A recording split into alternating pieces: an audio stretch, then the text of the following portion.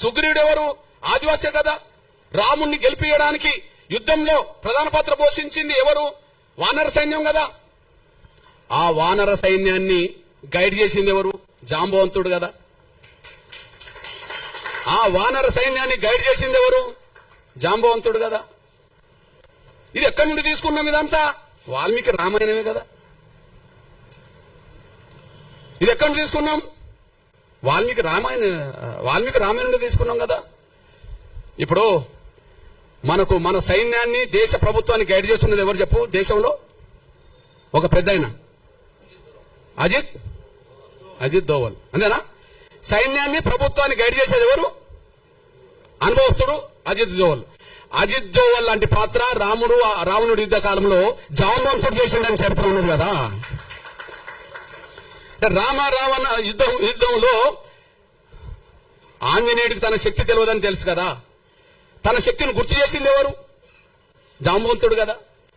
నువ్వు దాటగలవు, నువ్వు సముద్రాన్ని ఈదగలవు, దాటగలవు, నువ్వు వాయుపుత్రుడివి కదా, నువ్వు పోయి రాగలవు, సీత జాడ తెలుసుకోగలవు, అక్కడున్న వాస్తవాలు చెప్పగలవు, అక్కడి నుంచి మన యుద్ధం చేయగలవు అని చెప్పింది ఎవరు? ఆంజనేయుడికి తన శక్తి స్వరూపుడని గైడ్ చేసింది ఎవరు? చైతన్యపరిచింది ఎవరు? ప్రోత్సహించింది ఎవరు? జాంబవంతుడు కదా. రామలక్ష్మణులతో పాటు సైన్యం అంతా మూర్చబడ్డప్పుడు, వాళ్ళ దాడిలో, రావణకు సంబంధించిన వాళ్ళ యుద్ధం దాడిలో మూర్చపోయినప్పుడు, వాళ్ళని లేపడానికి వాళ్ళ ఆంజనేయుని పంపి ఏం తెప్పించిండు? మీరే చెప్పాలి. సంజీవిని తెప్పించింది ఎవరు? జాంబవంతుడే కదా. యుద్ధాన్ని నడిపించింది జాంబవంతుడు. యుద్ధంలో త్యాగాలు చేసింది వానర సైన్యం. వానర సైన్యానికి సంబంధించిన వాళ్ళు గిరిజనులు. రాముడి అయోధ్య దేవాలయం నుంచి మొదలుకుంటే రామ మందిరాల్లో నా గిరిజనులు లేకుండా, దళితులు లేకుండా వీళ్ళేందా పూజారి వృత్తి చేసేది? వాళ్ళేమన్నా యుద్ధంలో గెలిపించిన వాళ్ళ? యుద్ధంలో గెలిస్తే కదా రాజు అయింది. వాళ్ళేంది అంటున్నా నేను. చర్చకు రావాల్సిందే. పోనీ రాముడి గుణాలని, రాముడి పౌరుషాన్ని, రాముడి మానవత్వాన్ని, రాముడి సామాజిక స్పృహను గొప్పగా ప్రపంచానికి చాటిన వాళ్ళు ఎవరు? వాల్మీకే కదా. గొప్పగా ప్రపంచానికి చాటిన వాళ్ళు ఎవరు చెప్పండి? రామాయణం రాసిన వాళ్ళు ఎవరో చెప్పండి. వాల్మీకి రామాయణం లేకపోతే రాముడి చరిత్ర ఎవరికి తెలుసో చెప్పండి. వాల్మీకే కదా. వాల్మీకిని మన తెలంగాణలో పోయే కదా, బీసీనే కదా. అక్కడక్కడ ఎస్సీలో ఉన్నారు కదా. పోనీ బీసీ సమాజం అనుకుందాం. నేనంటున్నా, రాముడి గురించి ప్రపంచానికి వెళ్ళక ముందే అందరు తెలిసేలాగా చేసింది వాల్మీకి అయితే, నా బీసీ ప్రజలకు సంబంధించిన వాళ్ళు ఎందుకు పూజారులు ఉన్నారు రామ మందిరాల్లో? రాముడు యుద్ధం చేసే సమయానికి సీత జాడ కనుక్కోనేలాగా ప్రోత్సహించింది, తెలుసుకున్నది, వీళ్ళని కాపాడే ప్రయత్నం చేసింది మన జాంబవంతుడు కదా, దళితుడు కదా, మాదిగల ఆరాధ్య పురుషుడు కదా. ఈ దళితులకు లేని పూజారి వాళ్ళకెట్లా వచ్చింది? యుద్ధాలు గెలిపించింది మేము కదా, మా ఆదివాసులు కదా. రాముడి గురించి దేశానికి, ప్రపంచానికి తెలిపేటట్టు చేసింది మా వాల్మీకి కదా.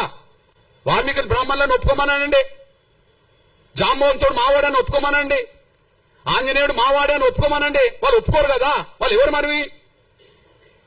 ఆంజనేయ వారసత్వం వానరులు అవుతాను గిరిజనులు, జాంబవంతుడు అయితే దళితుడు మాదిగా, వాల్మీకి పోయా.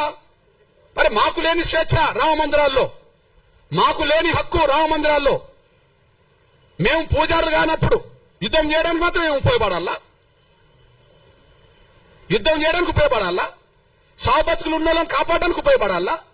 యుద్ధంలో గెలిపించడానికి ఉపయోగపడాలా? చరిత్ర రాయడానికి ఉపయోగపడాలా? కానీ రామ మందిరాల్లో పూజలు చేయడానికి ఉపయోగపడమా మేము? మా దళితుల్లో, గిరిజనుల్లో, బలహీన వర్గాల్లో ఐఏఎస్ ఆఫీసర్లు అవుతారు కదా. ఈ దేశ రాష్ట్ర కేంద్ర ప్రభుత్వ సర్వీసులో ప్రధానంగా బ్యూరోక్రాట్స్ అంటే ఎవరంటారు? ఐఏఎస్ఏ కదా.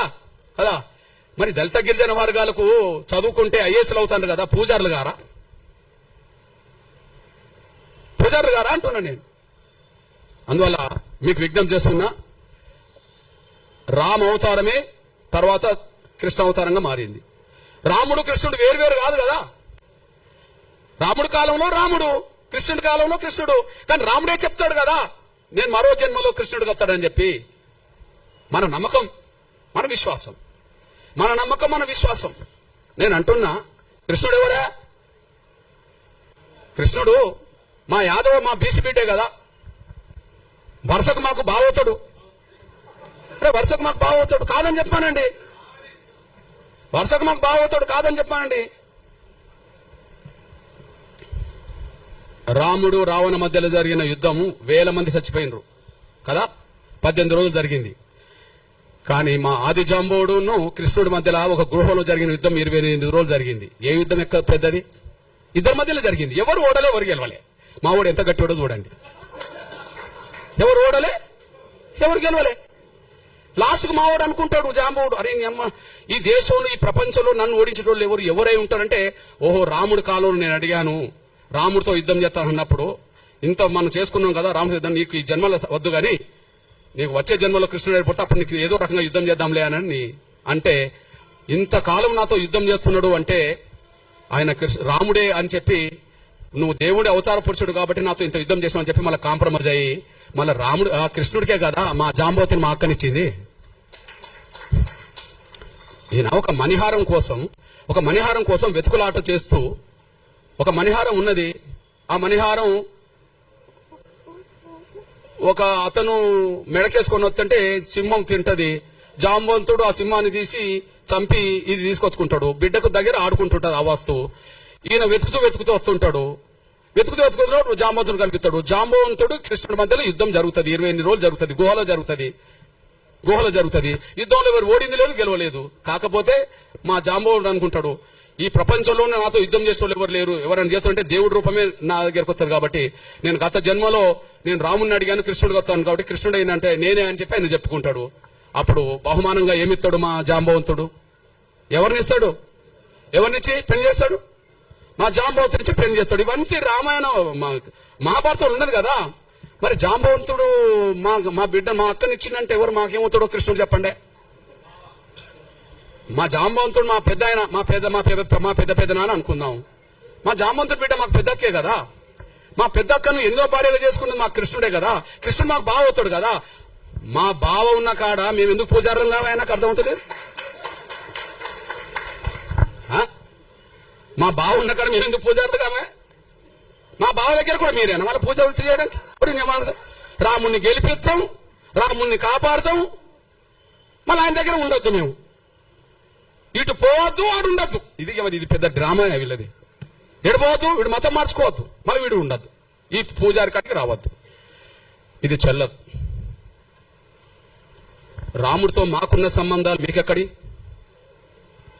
కృష్ణుడితో మాకున్న సంబంధాలు మీకెక్కడి? రాముడితో మాకున్న సంబంధాలు మీకెక్కడి? వాల్మీకి రామాయణ ప్రకారంగా. కృష్ణుడితో మాకుండబడే బంధుత్వం మీకెక్కడిది? మహాభారత పరంగా కదా. కేవలం కుల వ్యవస్థ ఉండడం వల్ల కుల వ్యవస్థ మొదలైంది. కుల వ్యవస్థ ఉండడం వల్లనే కుల వ్యవస్థ మొదలైంది. రాముడికి కులానికి సంబంధం లేదు అంటున్నాం కదా. మరి ఎట్లా వచ్చిందో దాన్ని తొలగించుకోవాలి కదా. కృష్ణుడికి కులానికి సంబంధం లేదన్నాం కదా, మరి ఎట్లా వచ్చిందో తొలగించుకోవాలి కదా. ఆ కుల వ్యవస్థ ప్రభావం మన దేశాన్ని ముంచింది కదా. అఖండ భారత లేకుండా చేసింది కదా. ఉన్న భారత్ కూడా లేకుండా పోయింది కదా. ఈ కుల వ్యవస్థను ఇంకా కొనసాగితే ఇంకో 100 ఏళ్లకు ఉన్న భారత్ ఉంటుందని గ్యారెంటీ లేదు కదా. ఇది చెప్తున్నాను ఆయన, అది ఆలోచించుకోండి.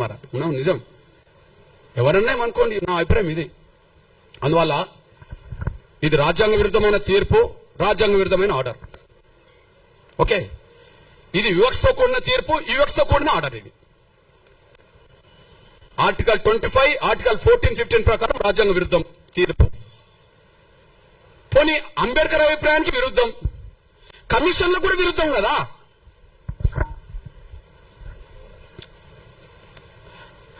రంగనాథ్ మిశ్రా కమిషన్ దళితులు క్రైస్తవ మతం తీసుకున్నప్పటికీ వాళ్ళ మీద కులవివక్షత పోలేదు, అంటరాంతనం పోలేదు. దళితులు కులవివక్షత దళితులు క్రైస్తవ మతం తీసుకున్నా రంగనాథ్ మిశ్రా కమిషన్ రిపోర్ట్ ఇచ్చింది కదా, కేంద్రం వేసిందే. అదే సమయంలో ఇది 2007లో వేస్తే సతీష్ దేశపాండే కమిషన్ రిపోర్ట్ కూడా ఉన్నది. సతీష్ దేశపాండే కమిషన్ రిపోర్ట్ కూడా ఉన్నది, 2008లో వచ్చింది. ఇందులో కూడా దళితులు క్రైస్తవ మతం తీసుకున్నా వాళ్ళ మీద కులవివక్షత పోలేదు అని చెప్తున్నాడు, అంటరాంతనం కొనసాగుతుందని చెప్తున్నాడు. ఇది కమిషన్ల అభిప్రాయానికి వ్యతిరేకం. కేంద్ర ప్రభుత్వం వేసింది. ఇది ఆర్టికల్ రాజ్యాంగం ప్రకారంగా రాజ్యాంగానికి వ్యతిరేకం. ఆర్టికల్ 25కి 14, 15కి వ్యతిరేకం. ఈ 1950 రాష్ట్రపతి ఆర్డర్ అనేది అంబేద్కర్ అభిప్రాయాలకు విరుద్ధం. ఇది మా స్వేచ్ఛకు విరుద్ధం. ఇది మా హక్కులకు విరుద్ధం. ఈ విషయంలో మీకు ఒక విషయం గుర్తు చేస్తున్నా. నేను అంటున్నా, మన సనాతన ధర్మాన్ని బయట ప్రచారం చేస్తుంటాం. హిందూ ధర్మాన్ని ఇక్కడ కుల వ్యవస్థ గురించి అక్కడ చెప్పకుండా హిందూ ధర్మం గొప్పతనం గురించి మాట్లాడుతుంటాం. నేను అంటున్నా, ఈ మధ్య కాలంలో 100% ఫండమెంటల్ గా ముస్లిం దేశాలుగా ప్రవక్త దేశాలుగా ఉన్న కాడ మన హిందూ దేవాలయాలు ఏర్పడుతున్న విషయం మనం మర్చిపోవద్దు. 2024లో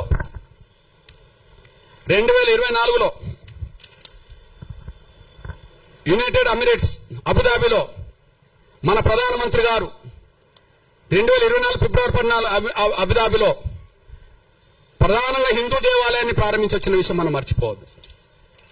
చూడండి, ఆ ఆలయము 27 ఎకరాలు నిర్మించబడ్డది. యుఏ ప్రభుత్వం భూమి ఇచ్చి మద్దతు ఇచ్చింది. ఇది హిందూ ముస్లిం దేశాల సాంస్కృతిక సంబంధాలకు చిహ్నంగా నిలబడ్డది. ఏ దేశంలో?